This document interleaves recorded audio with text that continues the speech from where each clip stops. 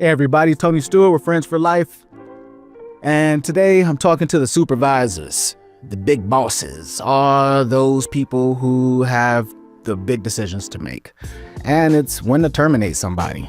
It's not ever, I think, one of those things that anyone wants to do unless the person that you're terminated really grinded your gears.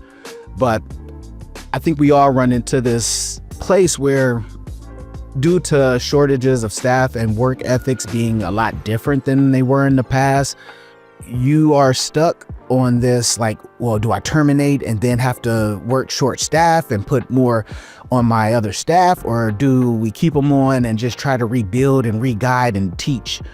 And both answers are right. It's really depending on what your company and what your heart says to you. Here at Friends for Life, I have been in countless termination meetings. I've been in countless disciplinary meetings. None are the same. Every single one is different. Temperaments are different. The mindset is different. The reasoning behind what happened with the individual or why the staff person is in the situation is different. But what I have noticed there are a few things that keeps everything on track. So the first thing I notice and look for is, was this a health and safety risk? Health and safety is the number one thing. So if we can check that off, we can say, okay, at least we don't have to go through immediate termination, call MUI, or do some things like that. Then we want to look at, okay, what part of the policy did this person not do? And then if that part of the policy causes more turnover later on. So one of our biggest things, and that I ask every agency to do this, because if we all are on board with this, I promise you, at some point, people will stop doing it. But timeliness, coming in on time, leaving on time, because when you have people relieving people and having to go get kids, second jobs, all of this stuff, you are just putting yourself in a horrible situation to make other people mad because you're late. And then you have to get off at a certain time and you're mad that someone's late. Now you're threatening to quit. The objective is, as supervisors, we should be on a scale of paying attention to every employee's timeliness. Now, there are some people who, as soon as they sign up, they will say, hey, I have this and this and this going on. Will it be okay? And us as supervisors will be like, you know what? You brought it straight forward. We can do that. But here's what we're going to need for that to happen. And it is okay to compromise. But that's up to you and your company. Another good thing is attitude.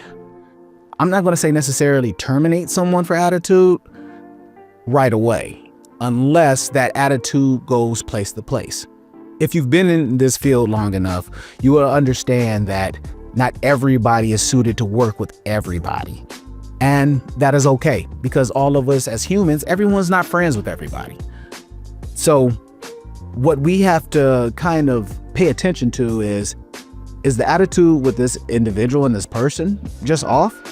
Or is this person just a walking attitude? Everywhere they go, they find a problem, they find complaints, they find this, they find that, and they can't work well with others. Then you may have to just separate ties and hope them and wish them the best. And then go clean up the mess that was made. Documentation. Oh my goodness. I know documentation is irritating, especially if you're the kind of DSP that runs out. And this is to the supervisors. If you have a DSP who is so outgoing, they're great with the clients, this, that, and the other, but they just cannot get that paperwork done. It's now your opportunity to either say, oh, this isn't going to work, or, hey, we need to figure out the checks and balance to make sure that the paperwork is getting done. At Friends for Life, we have our own status on how we do it, how we check on people, how we make sure that things are getting done. We have things that promote it, so it's done positively, but we also have disciplinary actions for when it's done negatively. You need to find your balance with that, because documentation is needed for us to go to the state and get reimbursed. It is not Friends for Life rule. It's not your company rule, that company rule. It is a state rule. And honestly, the whole nation, I'm sure, has something that someone has to fill out so you can get paid. Lastly, I think this is going to be the toughest one for most supervisors. Look in the mirror. Maybe it's you. If you have so many staff that are always quitting, always complaining, you're always under the hot, what are you doing to change you? Before you fire everyone else, maybe there's some way that you can fix how you communicate. Maybe there's some compliments that you can give. Maybe there's some action that you can give to make this workplace a lot more acceptable and giving.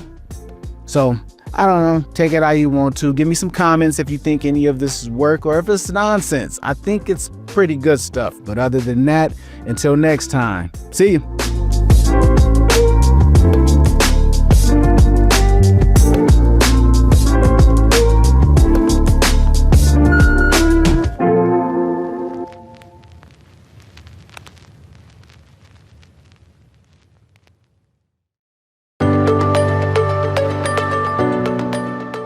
I'm Dr. Craig Escude, President of Intellectability.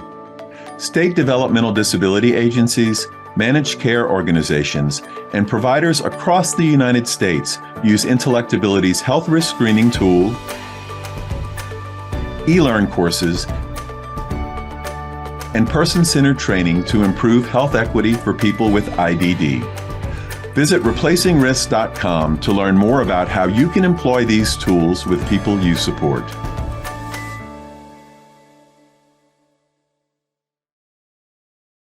Making sure that individuals are reaching the goals they have set for themselves. That's one of the many goals of Assured Health Services. If you're looking for a residential care provider or searching for ADS services, Assured Health is your go-to place. Assured Health, helping others succeed.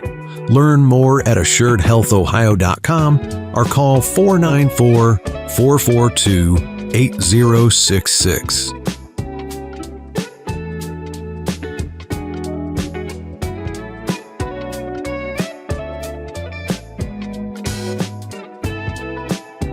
The Reliable Drug and Alcohol Testing Clinic is a leading provider and convenient source of pre-employment and occupational testing.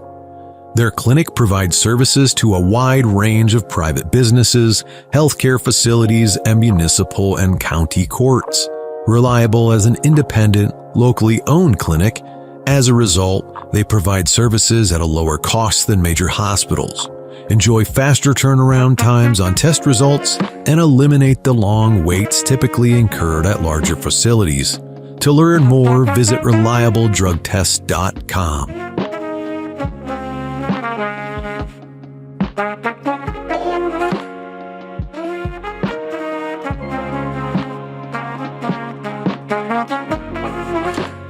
THS Remote Supports is clearly focused on improving independent living through dynamic and personalized services. Their systems have been carefully developed and perfected to ensure that everyone receives the best care through the least intrusive means possible. Located in Cincinnati, Ohio, they've spent over 20 years providing in-home supports to individuals with disabilities. If you or someone you know is looking for a remote service provider, go to thsrss.com or call 513-882-9828.